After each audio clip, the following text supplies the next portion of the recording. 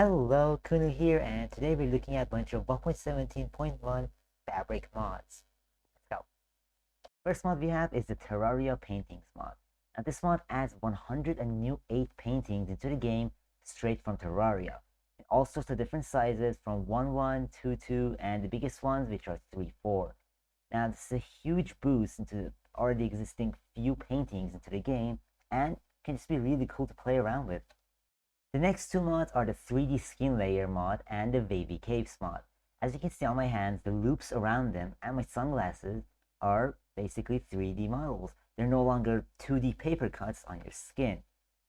The next mod is the wavy caves mod. Now when you walk, your cape actually acts like it's a cape. It's no longer just a flat surface, and just adds a little bit more visuals to the game. The next mod is Young's Better Dungeons. This mod completely rewrites the currently 1 dungeons and adds 3 more. The first of which is the Fortress of the Undead, also known as the Skeleton Dungeon.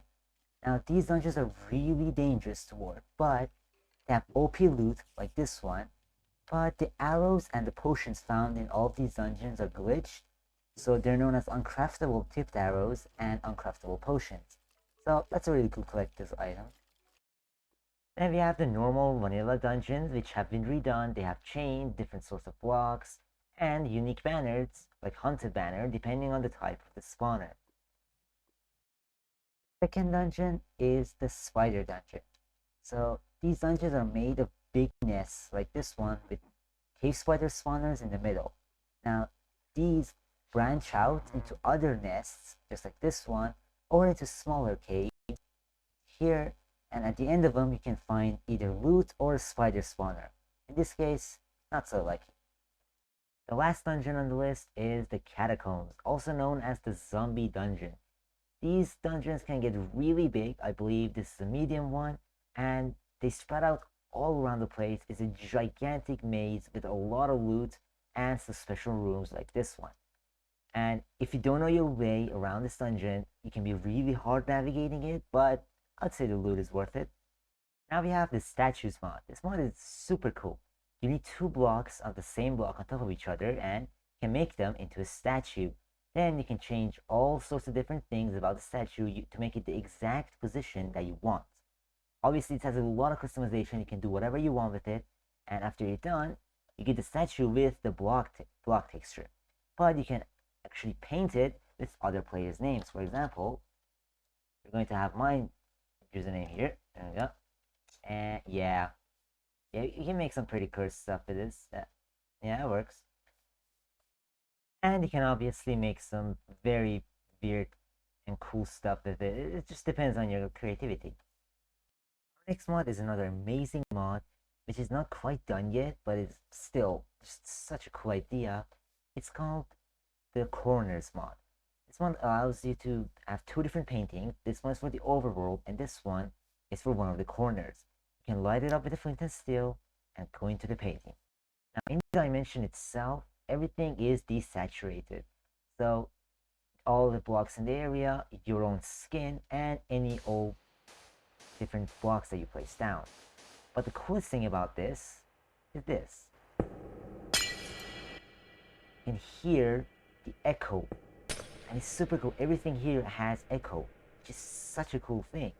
And this is a staircase that goes all the way up to y equals 2000 as I tested it. And in all the different parts of the staircase, different rooms can generate, which sometimes empty, sometimes have blocks in them. Not very interesting though, maybe dirt or something. But there's also these highways that just branch out from the main staircase, and they just go forever. I went on 100,000 blocks in one of them, and it was still going. Now in these hallways, different things can happen. Not very important though. Maybe sometimes part of the floor is missing. Maybe there's a random sign. There's random flower pots. But I think it's such a cool idea if they can add more paintings, add more use to these dimensions. It's such a cool thing, and I think it can be improved upon on a lot. Our next mod is the Sink Fabric mod. This mod adds shells into the game. So first what you need to do is you need to craft a shell constructor which is made like this. For the sink core, you need to have the recipe done like this. So you need to put it down, have 3 treadmills around it, or as many as you want. You just need to be touching it, and you need to put pigs or wolves on top of them so they will start running and providing power. Now you have to right click this in order for it to start making a decoy, but if you're in survival mode, you will die because it will get 20 hearts from you. So you can either have a golden apple to do it, but that won't work in survival. In hardcore, because in hardcore it takes 40 hearts. So in hardcore you will need a totem of undying. If I do that, as you can see, it took 20 hearts from me, and it will start constructing a shell of you.